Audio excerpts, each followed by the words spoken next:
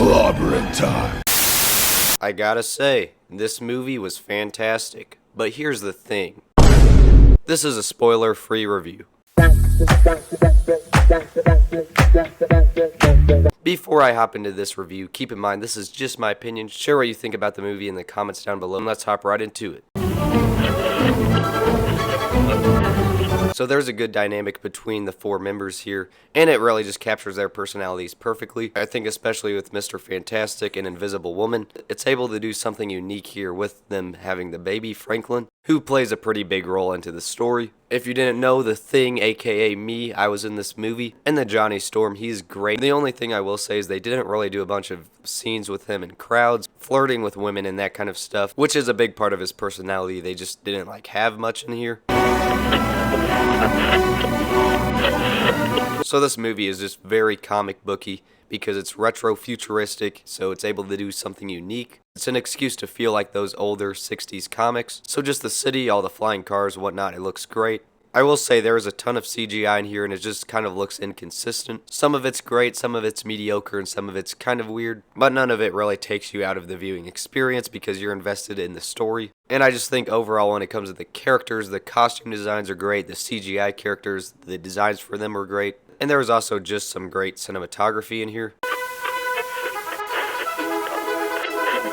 The story actually flows together very nicely. It's pretty straightforward. I will say it doesn't start off with a bang, but you get more invested into the story as the tension starts to rise. Now I will say towards the ending, I probably would have done some different stuff with this story myself. Not that they went in a bad direction, they just could have done better, I feel like. There were some more risks they could have took. I will say this movie also suffered from them giving away too much in the trailers and clips on the internet. So nothing really surprised me here except a post-credit scene makes you go a little bit like, ooh, what are they doing there?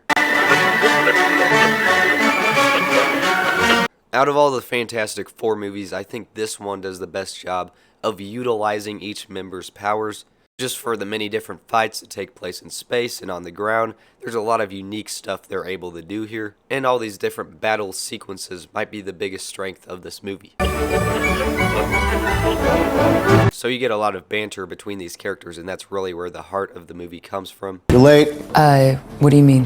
What do you mean, what do I mean? You're late for dinner. I do hate to say this though, but I think they gave away some of the best scenes with them on the internet. Marvel, you gotta leave us some surprises, please. But none of the less, the humor in here never undermines the emotion and knows when to get emotional. So you had Michael Giacchino doing the score, and it's automatically great. And it's something unique that fits the vibe of this movie. I always just love when movies are willing to just do a score, and not a cringy soundtrack with a bunch of dated songs. So overall, this movie wasn't quite as good as I was expecting, but it was still fantastic.